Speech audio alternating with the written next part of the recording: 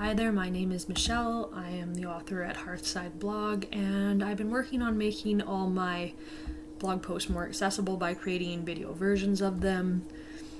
Nothing fancy, it's more of a way to add an audio element to my blog, but it was just easier to get hosting on YouTube than it was to figure out how to host my own MP4s. So here we are. If I'm not looking directly at the camera, it's mostly because I'm looking back at my entries on the screen just to make sure that I don't miss anything vital. I'm not usually reading them word for word unless for some reason that particular post is lends itself to that. So today I wanted to talk a little bit about the value of group practice and just the ideologies within heathenry surrounding group practice and different types of groups. So first, I want to talk about just terms that you might be familiar with or might not be, that some people don't like, some people don't want to use, and we're slowly, I think, shifting in heathenry away from using them to some extent, but they're still valid to understand while conveying complex ideologies. So the terms in particular that I'm talking about in this case are the terms universalism, tribalism, and folkism. So just sort of bear with me on this. Universalists believe that anyone can practice heathenry, and usually in any way that they think is right.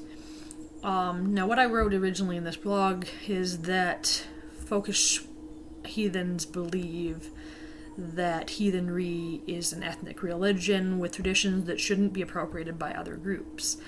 And I noted that this obviously made it easy for folkish heathen practice to be associated with white supremacist and bigoted ideologies. Now, since I wrote this blog about 8 months ago-ish, I have met people who like to use the term folkish to describe themselves, but they're clearly an inclusive heathen when you see their actions. And I find it strange personally that they would want to use a word that they know has so many negative associations for their own practice and then try to build it into something else instead of just finding a new term or just being okay with not using a term even. So those people, if they happen to be seeing it, they know who they are. And this isn't about you. I'm just trying to give an idea of how most people view this term and why it becomes problematic. So the problems are not so much that anyone can practice, but that if anyone can practice any way that they want, then that waters down the practice until it loses meaning and value, I think is what the problem is that folkish heathens would see with universalism. Tribalism is often presented as sort of the middle point between, but that again is an oversimplification. Tribalists believe that you're only heathen if you group practice, and often you have to be oathed into a heathen community, so anyone can join, but they also have to prove their worth. So if you're looking at these practices, like I would see myself somewhere hovering on the line between universalist and tribalist, not really committed to either fully.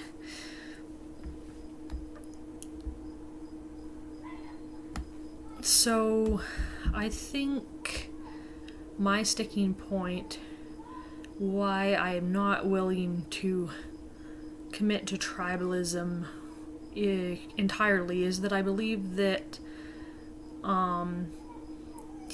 heathens can practice solitary and still be heathen. And that said, I think that there still are right and wrong ways to practice, and I do believe that group practice has a lot of value. I would argue that you would grow faster as a heathen if you're practicing with a group, just because you can reach conclusions faster when you're talking it out with other people who have different experiences that they're also bringing to the table. When you're on your own, it just takes longer to find the information, to synthesize the information into your practice. So you can be a solitary heathen and still have a meaningful practice, but it definitely deepens when you're practicing with a group. A lot of people think that they can just come into heathenry, practice solitary, and learn everything they need to know just by joining a few online communities.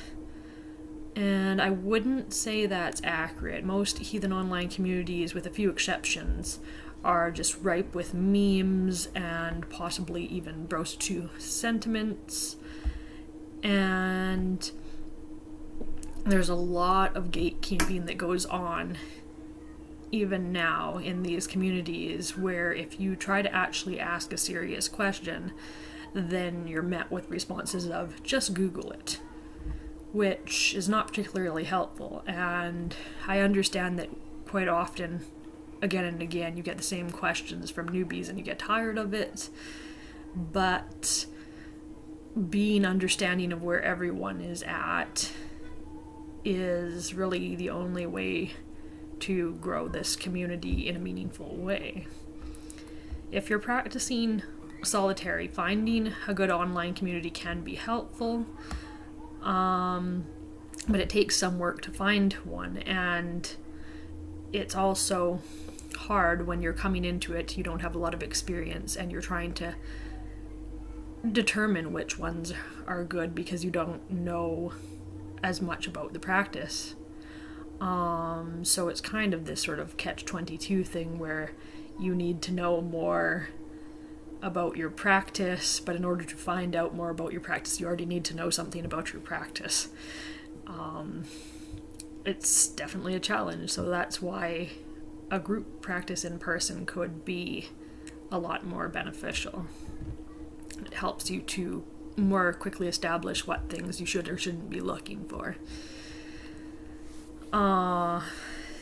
Basically, when you're looking at online communities, or in general when you're meeting anyone in heathenry, you need to learn to use your own critical thinking skills and not take at face value what other people are telling you. You need to figure out what their biases are and what their motivations are. And it is important to do your own research and to make your own judgments, not just believe everything that's on the internet, and that's the same even outside of heathenry, of course. And determining what's good for yourself and your own hearth practice is important, instead of relying on other people to tell you that. That said, if you are practicing with a heathen community, that's definitely going to influence your hearth practice as well. However, if you're joining a community and they're insisting that your hearth practice be a certain way, that is, to me, a red flag that you should be watching those people and questioning whether or not that's the right group for you. So I would suggest, if you're a new heathen, definitely read the source material, the lore, sagas, the Eddas, etc., and then start reading criticisms on those things. There are some beginner heathen books out there. I never read any of those when I came to heathenry, and I'm just starting to read some of them now, and hope that eventually I will do a blog post where I'm comparing and contrasting them, telling you what I think of each from a perspective of someone who's been in heathenry for some time now. It's just a lot of work, and I find the books kind of boring, to be honest, at this point, so I have not got through all of them yet, but that's definitely something that's been in the back of my mind that I want to do. At this point, I wouldn't recommend one over the other. There are other people on YouTube or people on blogs who might suggest one or the other, and if you want to try those, then that's another way. The other thing is some people will suggest retellings of the lore in different books. Neil Gaiman is probably the most popular one right now, and some people will be like, no, don't do that. But it's a starting point. Realize that that's an interpretation of the story, and there is going to be certain bias to it, but the same is true of the lore, which was written by specific people like Snorri, who also brought biases to it. So which one is more valuable? I don't think I can make that judgment call myself. So read the source material, read criticism on it, read as much as you can, but even when you're reading books, be aware of the biases of the author.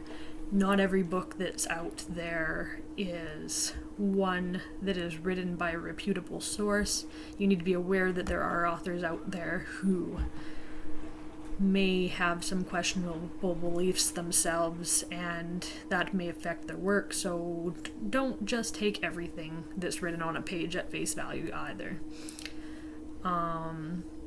That's in that way the lore is more safe, because we know that the biases that didn't exist in it are either just to try to Christianize it a little bit, or else they're not particularly harmful to our set of beliefs. So at least then you know what you're getting to, so that's a good reason to start there. But there are many other different ways that you can start out as well. So when you're reading things, don't rely on what other people have said about it. See what resonates for you. This is a living religion, and we can look at how the heathens practiced in the past, but the times have changed. We have to adapt it to modern living, or it doesn't make sense as a modern practice. When you start building your hearth practice and understanding yourself and what you believe, it's instrumental to understanding your heathen identity. And by creating these hearth practices for yourself, it's the foundation of your heathen identity. Then when you move beyond your hearth and find a community, then you're already partly established in your beliefs, and then there's room to move a little bit in each direction as you join with a group and your practice deepens.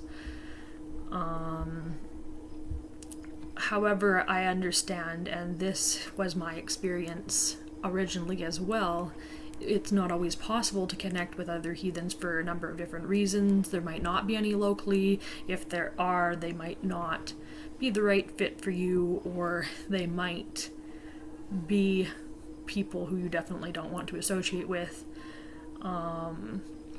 That was my experience originally when I got into heathenry. I was in a isolated community. The closest heathen that I could find was about a 3.5-hour drive from my place, and I would say that they were quite bro-so-true, and I was not interested in building frith with them. That would be how I would describe it. So I, for a long time, kept to myself for those reasons. That's totally valid. If you're looking for community, you want to make sure it's the right fit, and you might not find the right fit the first time around, so always meet people carefully in public, and don't commit to anything until you're sure that it's the right fit. The value of group practice comes from shared ideologies, so you don't just want to blindly jump into frith bonds with the first heathens that you meet. And you want to make sure that they're good people that you can get along with, and you might not agree on every single thing, but you still should be discerning because these people are going to be a large part of your life. So group practice, of course, does have value. Having communion or having community has value for everyone, even outside of heathenry, and shared identity has value for everyone. It strengthens you to know that you aren't alone, and it shows in studies that people of minority faiths who feel isolated often have negative mental health effects as a result of being so isolated, or the perception of isolation. So just knowing other people believe the same as you is game-changing in your practice. It helps you to expand rapidly as a person by listening to others and having conversations so that you can come to faster and often greater conclusions than you would have on your own. Really understanding the meaning of every single aspect of heathenry is amplified when you take in all the voices of your peers. So you just will have this broader understanding. There's more that you can pull on than just your own experience. They will see things that you might have missed when you're discussing something just because their experiences have been different than yours. And that's just on the surface value of it. Heathenry in particular lends itself to group practice and building community, establishing frith bonds, and this experience for you will be world-changing and deepen your experience. So, I know for myself from the beginning that I wanted this sense of community, but I didn't even allow myself to entertain that it was possible, because of my living situation at that time. So finding the right tribe for me was a very big deal. And I was discussing it with one of my kin recently, and I said, like, my discovery of heathenry, and that heathenry was a real practice that other people believed in, that was like me drowning in the ocean and then suddenly realizing, oh wait, I have gills. And the same can be said of when I met my community, that I was out there drowning in the ocean but discovered again that I have gills. So basically, it broadens your understanding of heathenry, but also broadens your understanding of yourself, because your community tells you so much more about yourself than you can discover on your own.